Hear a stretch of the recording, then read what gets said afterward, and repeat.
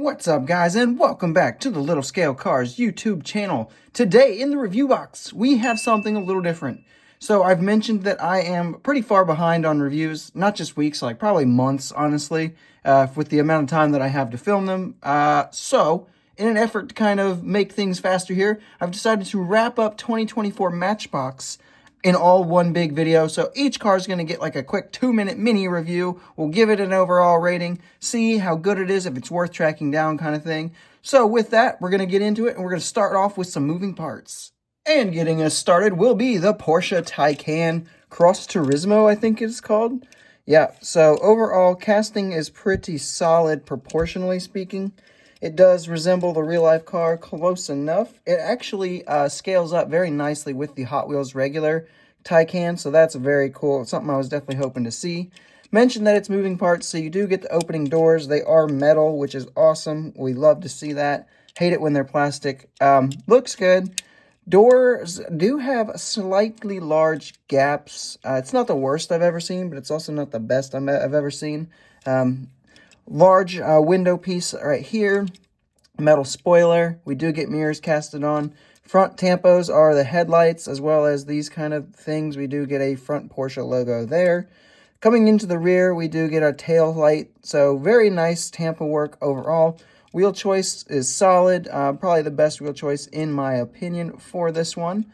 So overall, it's pretty good. I think that anyone who's a big fan of the Cross Turismo is definitely going to be a fan of this, or if you're into just like wagons, shooting brakes, any of those kind of oblong, I guess is the best way I would describe them, looking cars, probably going to be a big fan of this one. It has already received a redeco, which is part of the reason why I'm just going to go ahead and quickly go by it. But hype level was pretty good, I would say. It wasn't terribly easy to find. Feedback has been pretty good. I haven't seen anyone complaining about it too much or with any massive gripes. The execution could have been a little bit better, but at the end of the day, it's not bad. So for that reason, I'm going to give it a 9.35 out of 10 as our score. Next up, it's going to be the Jaguar I-Pace, which was also from the moving parts line. So casting, proportionally speaking, looks very, very nice. What do we have here that's metal? Basically, all this orange parts are going to be metal. There is a bit of a plastic peeking through right here. The roof section here, this is a big tampo. It's metal. This is not like the windshield piece brought back. Up front, rear splitter here, or under splitter thingy, that's going to be plastic. All kind of molded into the base. When we actually look at what we have here, we have some nice tampo work here. Like, as the casting as a whole, we get some side tampos, get a roof tampo, rear tampo work, which is also very nice, and then the front tampo work, which is definitely the highlights here. But when we come to some flaws from the casting, we have to talk about this front tampo, or this top tampo was smudged. You can see I actually just kind of painted mine over as best I could. And this seems to be affecting 100% of this particular release. I'm not sure why people are blaming the new packaging, but I think if it was the new packaging only, we'd see it on other models, not just this particular one. The mirrors are also massive. Like, these are exceptionally bulky, which is odd. The door panels are really noticeable here. Like, the gaps is bad. Like, that is not good, not great at all. That should have been redone perhaps a little bit. I love the orange paint that they gave it, so deco-wise, pretty solid. But yeah, just overall not the best. The casting actually does have some weird seam lines going on right up here as well. It's okay. It's, you know, probably not a car anyone was horrendously excited for anyway. So hype level, decent, but not all that great. Execution definitely could have used some work. Feedback, again, with 100% of them having an issue, the feedback has not been great. I'm going to give it an 8.5 out of 10. Let's take a quick break from moving parts and let's look at the Opel Astra. So this is a fun one, I thought at least. The Opel in general, I would say, does not get a lot of love from diecast, especially in the American brands like Mattel and, or not Mattel, Matchbox and Hot Wheels, the Mattel brands, I should say. Overall, though, proportionally speaking, we are pretty good. I mean, I can tell it's an Astra right out of the gate. Love the bright yellow that they went with. No big wheels or anything like that. It definitely fits the vibe. Couple weird things. I think this up front is either one big tampo on top. This is either one big tampo or it's just actually painted a different color. But it is metal. But it's the only chunk of the roof that's got metal on it, which kind of creates an odd look. It's easy enough to overlook, but a bit odd. Proportionally, we're good. Like I said, we do get mirrors on this casting as well. They're much better on this one. Front tampo work is absolutely beautiful. Looks great. Nicely done. Down the sides here, cool wheels. Casting is solid. And again, full rear tampo work, which again looks really good. This is a one I was pretty excited for, and really this kind of front top section is really my only gripes with it. It's just kind of odd. And maybe it just really looks odd because the yellow paint job kind of makes it stand out easier. I don't know, but it's okay. I think the hype was decently for it. It's not one that I have found a lot of, but also it's from a mix that was not super common in my area, at least.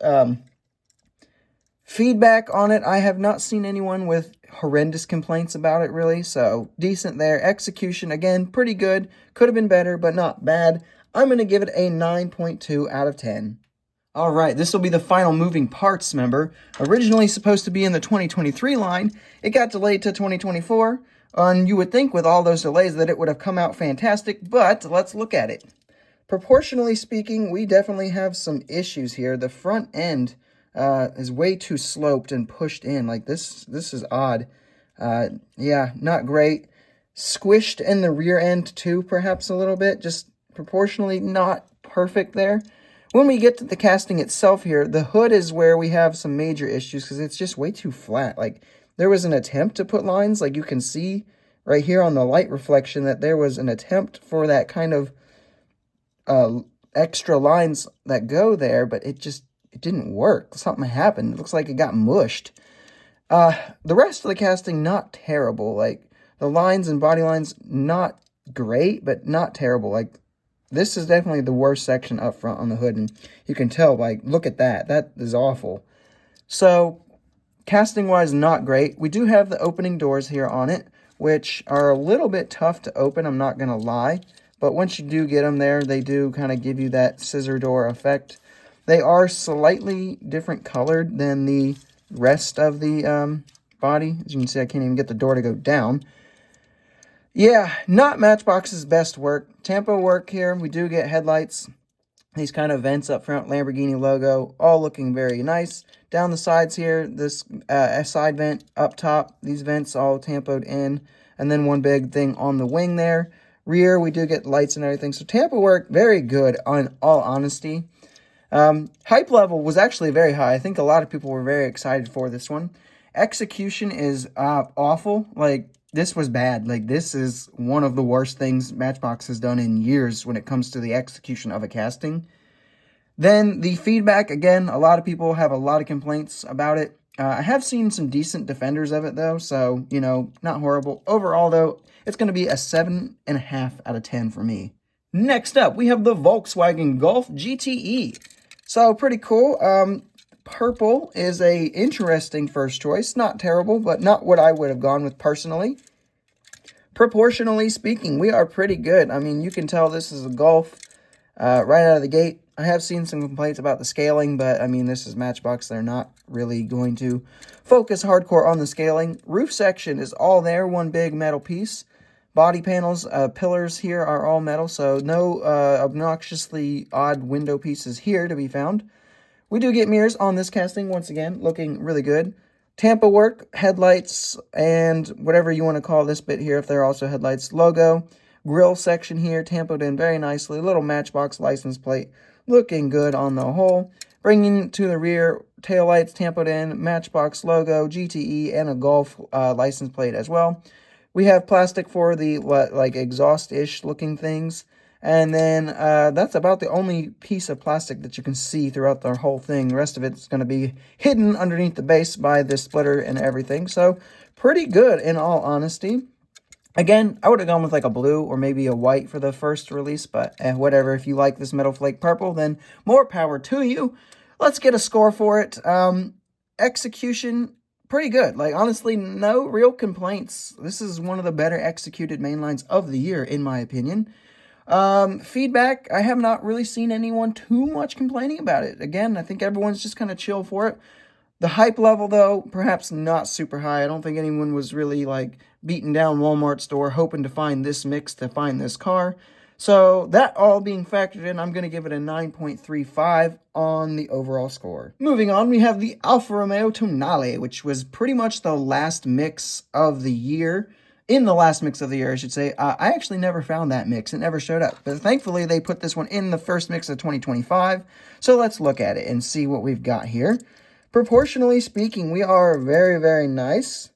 Scaling, I will say, we are definitely on the small side. Like, this is about the same size as that Golf that I just showed you, which is, actually, you can see it's a touch smaller than the Golf, which, yeah, not great, but I think that they wanted it to pair up nicely with the Stelvio, which it does, so that's probably where that came from, but it's okay.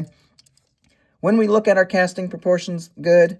Body lines, everything you'd want to see. We do get mirrors casted in, which are nice. A little antenna up here. Again, roof section all there. This green metal flake looks amazing. Really love it. Door handles casted in, looking good. Let's look at some tampos. Headlights up front, good. The big traditional Alfa Romeo, looking great up here. The grills are actually casted in and then tampered over, so they do have texturing. Looks good. Little logo there.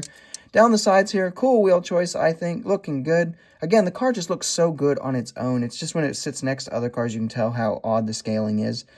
Rear light bar, looking good. Alfa Romeo again. All this kind of section here, the license plate section and exhaust area, a piece of the base. Skirt down here, a piece of the base. And then the actual splitter itself is actually metal. It's not so much sticking any parts of the base out there. So that being said, hype level for this one, decently high, but not crazy. I think the Stelvio is more sought after. Let's see here. Feedback, no one's really been complaining about it except for the scaling, which, you know, it is what it is. And then execution, again, scaling's the only real gripe I have with it. Casting-wise, very nicely executed. That being said, I am going to give it a 9.4 out of 10. Next up, we have the Morgan Plus 4. So, definitely a fun choice. We don't get a lot of Morgans in the Mattel lineup world. We are definitely getting more, though, it would seem. That being said, though, proportions are really good, really nice. Body lines, everything, casting seems pretty solid. No mirrors casted in per se, but I mean, on a car like this, it kind of looks better without them anyway. Not even positive the real-life car has anything more than like one of those old-school circle kind of mirrors here. Wheel choice, very good as well. Again, all this kind of like detailing casted in, so it does have like a textured look to it, looking fantastic. Grill piece again. Casted in. Headlights actually casted in here. No plastic poking through there. Window piece right there. Interior looking decent, you know. All the rear section here, okay, you know. Pretty solid. Love the paint choice color. Kind of a classic champagne silver almost, something like that. Tampo work. All the headlight places did get actual tampo work on them. Looks great. Even down here, like this little grill section here, whatever you want to call this, has tampos with even little teeny ones down there, looking fantastic. Grill tampoed on, license plate area good, 4 tampo over there. Making your way down the side, cool wheel choice, definitely fit the car for sure. And then finishing off in the back here, tail lights and a little logo, Morgan logo, and license plate. Exhaust here is poking through. It's a piece of the base. That's about the only spot where the base pokes through. Overall, very, very nice. Execution, definitely very high up there. Hype level, pretty good too. I don't think anyone was like crazy excited for it. Well, some people definitely were, but it wasn't like as a community as a whole, I don't think it was highly sought after, but everyone still at least wanted one, I feel like. And then feedback, no one's really been complaining. The only thing I have seen mentioned is this casting seam up front here, which is definitely noticeable, but not as bad as others that we've seen. All that factored in, it's going to get a 9.55 out of 10 for me. And lastly, as it tries to roll away, this is the Toyota GR Supra. The first $1 Supra from Mattel, from the newest era of Supra, that is. So let's get into it. Proportions. It looks pretty good. I don't really see any massive issues. Scaling is definitely on the smaller side. It's probably closer to true 1/64th than the Hot Wheels one is. It's definitely smaller than the Hot Wheels GR Supra, so keep that in mind if you have already picked one up and you want everything to kind of match. Mirrors, again, they are a little bit too big, I would say, on this one. Not the best looking mirrors, but I don't know. They don't stick out like a sore thumb quite as badly as they did on the Jaguar I-Pace. When we look, the A-pillars are just a piece of mirror, or not mirror, window. It's okay.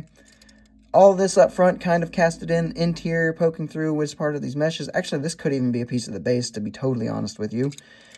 Down the sides here, this little line here is my only gripe. I'm sure the real-life car has a line there, but this is, like, extreme in my opinion. Could have made that a little less noticeable, a little more subtle, and I think that would have really helped, personally at least. Tampo work here, we do have 2 headlights and the Toyota logo, as well as these little things here, which look great. I will say, well, let's cut that actually. Let's move back here. Rear tampo's great. GR logo, Supra, taillights, and a license plate. A couple of flaws is that the hood seems to always have some sort of QC issues on it. So you can see this one right here, and then right here, just some paint flaws. Nothing major, but I've seen like only 4 or 5 of these out in the wild, and they have all had some sort of paint flaws, so definitely disappointing there. Gold wheels, again, not great, but, you know, it's a basic. I'm sure we'll see a lot of it. So, let's find an overall score. Hype level. I don't think there was a more hyped Matchbox mainline for the year, so definitely high scores there. Execution, pretty solid. A couple things I disagree with or wish they had done slightly differently, but on the whole, happy with how it came out. And then feedback, I've actually seen a little bit more critical on the feedback side than I personally am of the casting, so I factor that in.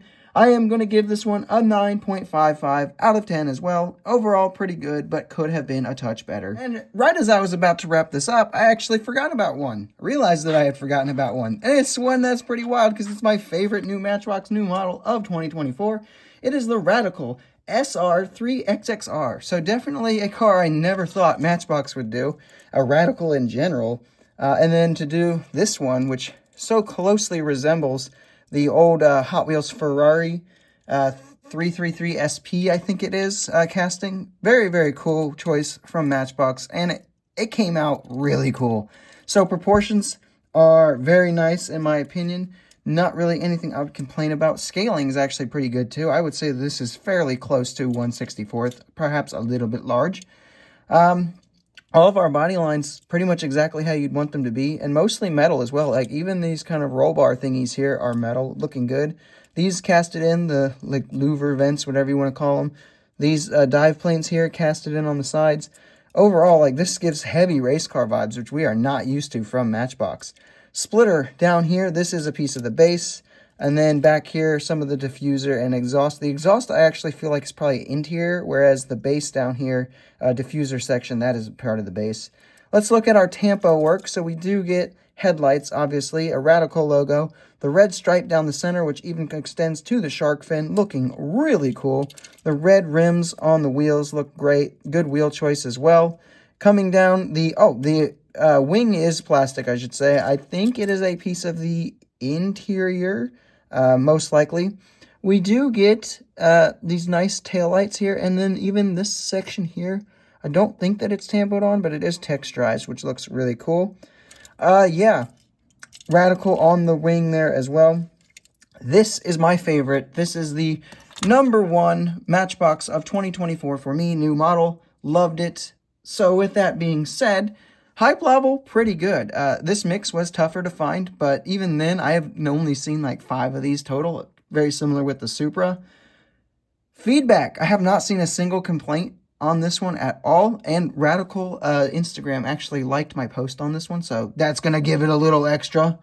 And then execution, again, I really don't have any gripes with the execution. I think this is really, really done nicely. I probably would have gone with a different paint scheme personally for the first release, but this definitely looks stealthy and cool.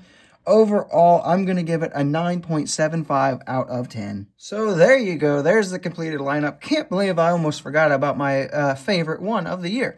So that is what I picked up. If there's a new model that is not here, it's because I did not pick it up. I don't pick up as much Matchbox as I do Hot Wheels. Really just the kind of cars that speak to me and things that I really like. So with that, guys, if there's something I missed, I'm sorry, but these are what I added to my collection personally.